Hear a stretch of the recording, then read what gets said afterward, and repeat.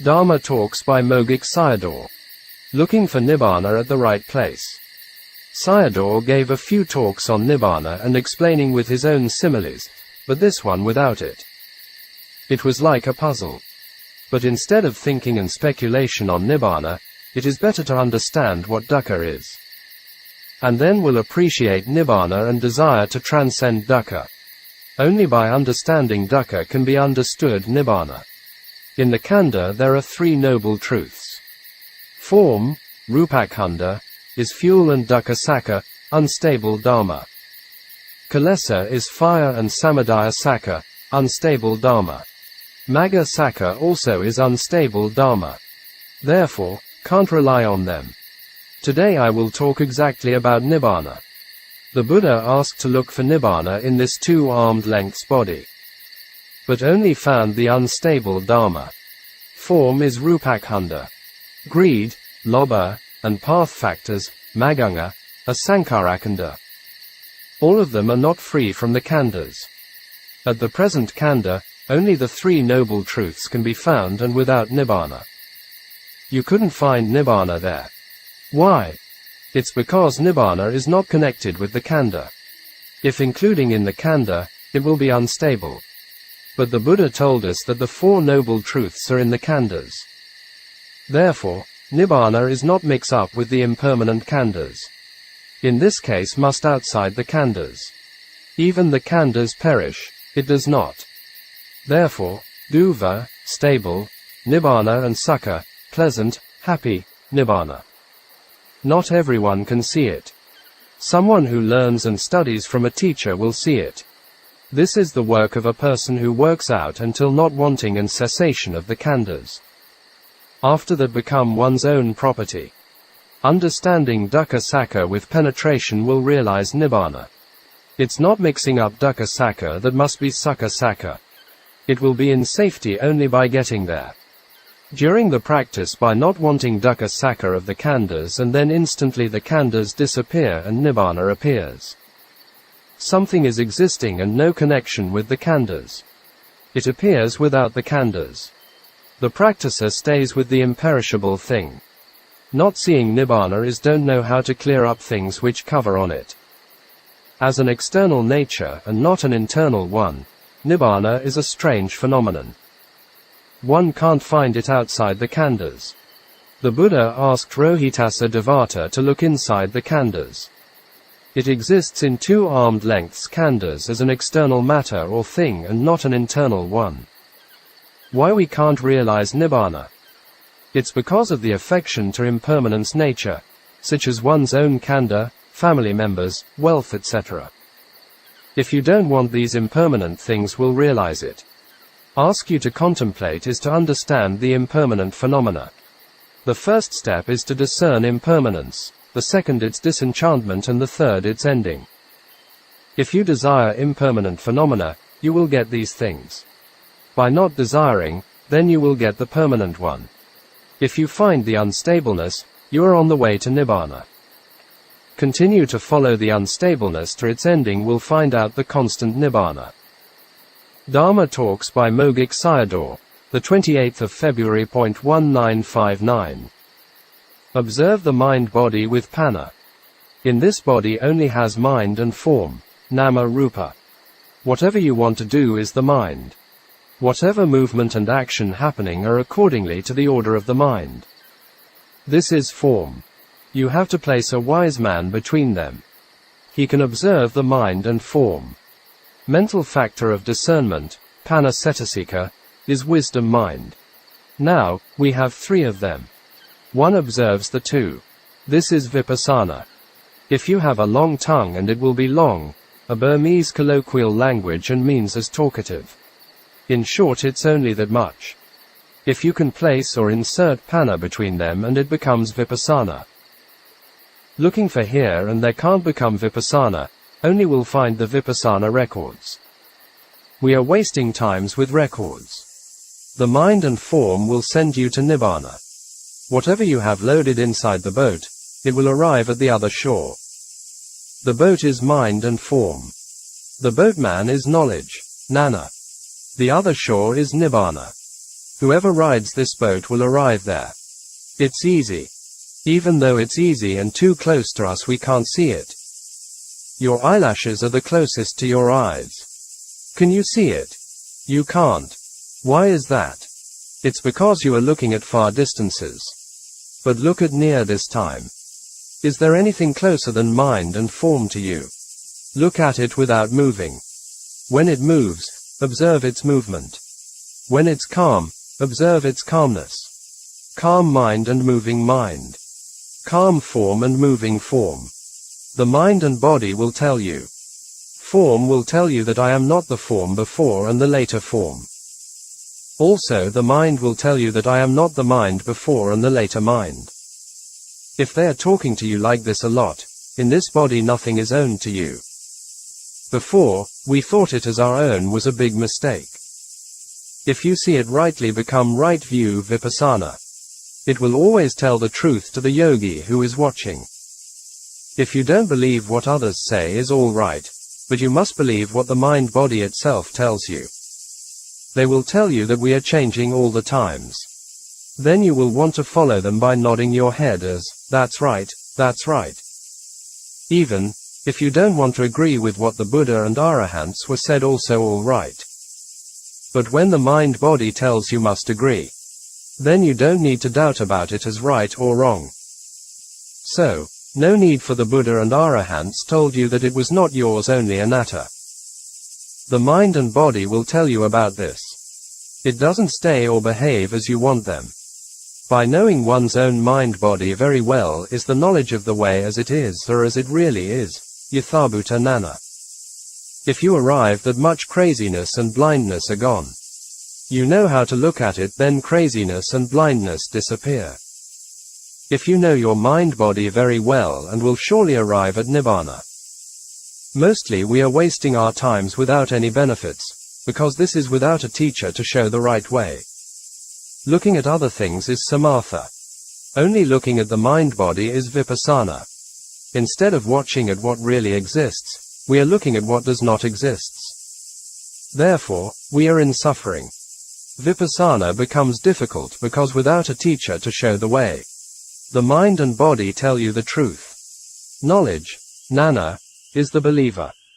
The Buddha said that seeing by yourself and making your own decision would realize Nibbāna. Sayadaw recited the Pali verse. He continued to use Sariputta's Kayam Imam Gata to talk about the Vipassana process. Sariputta Gata. Kayam Imam Samazatha, Parajanatha Punapunam.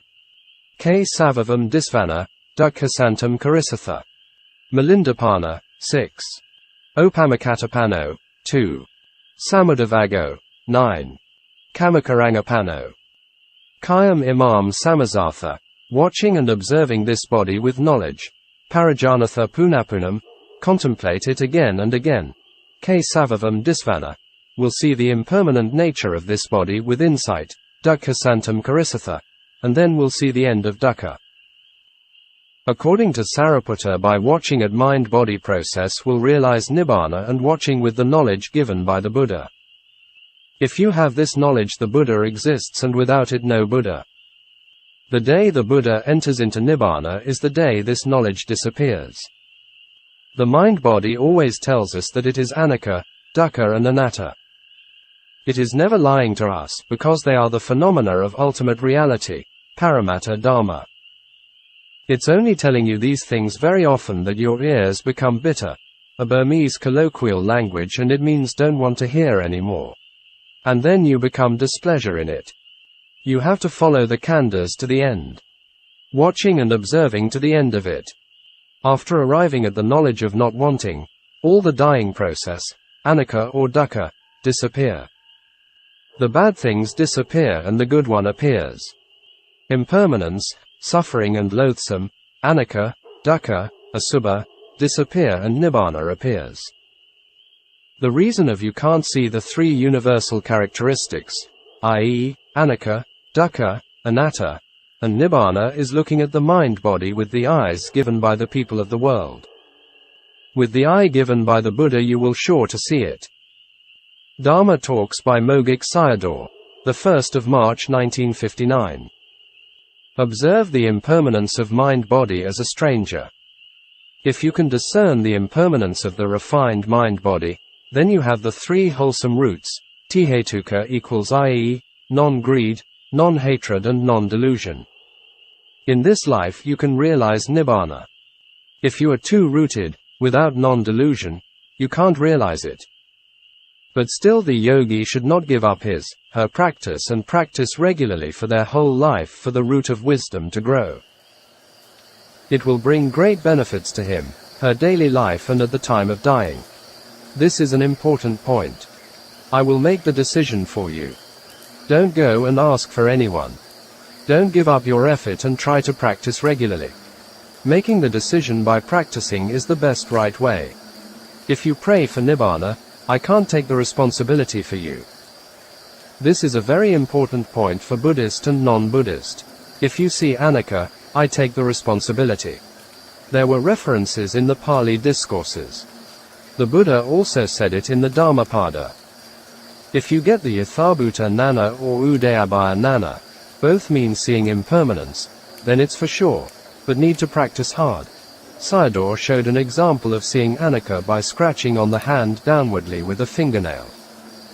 The yogi will know the sensations are arising and passing away by following one by one. If you see them as a shape or form, you see it very coarsely. Seeing the mind and form, nama rupa, arising and passing away, then you see its refinement. Only Nana can penetrate the refinement. You can't see it with the eye. Then you have the right view. It's Yathabhuta Nana. See with the 5 path factors, Maganga. Mind and form are changing because it's not mine. If you take it as mine, then there is no one crazier than that. Don't confuse with the I-ness in the impermanent nature.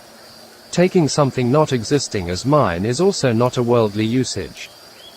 If it's not yours, then it is a stranger. Therefore, Sariputta said it was a stranger, prato, and contemplated as a stranger. Mind and form phenomena are changing accordingly to their own nature. And if you take that as nothing to do with you, then you are seeing it as a stranger. It's equivalent to prato. If you view mind and form as a stranger, it's right view. Because craving, clinging and action are cutting off, see the 12 links of dependent arising. They are born together. Do they follow the desire of the mind? It doesn't follow. They are arising and passing away according to their nature. If you want to arrive Nibbāna and they are strangers to you, so observing them as strangers will arrive there. You all had been to the painful existences before, which were the results of taking the strangers as your relatives. The big hell cauldrons with a lot of fire were the outcome of your thinking and doing, which made him appear. If you want to build the hells, just build it from here. Want to destroy it also from here. People afraid of hells, but they build it from here. Are hells frightening or wrong view? You have to cure wrong view. Wrong view will lead to painful rebirths. Right view is to Nibbāna. On the day you have right view, the doors to painful rebirths are closed. The causes to painful rebirths and free from it are depending on the wrong and right views. You only have these 2 ways. If you see them as in shapes of forms, it is wrong view, but seeing as arising here and disappearing here is right view. You are seeing the refined phenomena. Seeing as shapes or forms is samatha. Seeing the refinement is vipassana. They are so-called conceptual view versus actual view, panati and paramatta views, the coarse view versus the refined view. Sayadaw was playing a trick by asking a question to the audience. Sometimes Sayadaw's talks were humorous and penetrative. To see as a stranger, what has to be observed? And then some of them responded immediately. It's one's own body. You see, people are in troubles because of that. It seems that without me is nothing possible in life. All your parents taught you in this way. You have to observe mind and form as nothing to do with me. And then Sayadaw was asking another question and answered by himself. Whose mind and form it is? You will come again with the me. If someone comes and hurts me or mine, you will become unbearable, even in speech. Even you can't bear the hateful look which someone shows you. If it's a stranger, then no affection comes to be. You must understand why the Buddha mentioned craving. Tanha is the cause of suffering. There is also no clinging and action, so dependent arising is cut off. If you make them as family members, and it will continue. Sariputta said that if you could observe impermanence as a stranger, it was the same as hitting the tip of a hair with an arrow, a beautiful Pali verse with a famous saying by him. If you can observe impermanence in this way and arriving at this point, you understand anatta, not self. Because of the resultant body, vipaka vata kanda equals kamic body, this body still exists. In reality, by seeing impermanence you see Nibbāna momentarily. This point is important for contemplation. There are profound meanings behind it. Therefore, you have to see impermanence as a stranger, seeing its disenchantment and its ending, and then you will see the unchanging Nibbāna. This is path knowledge, Magananam.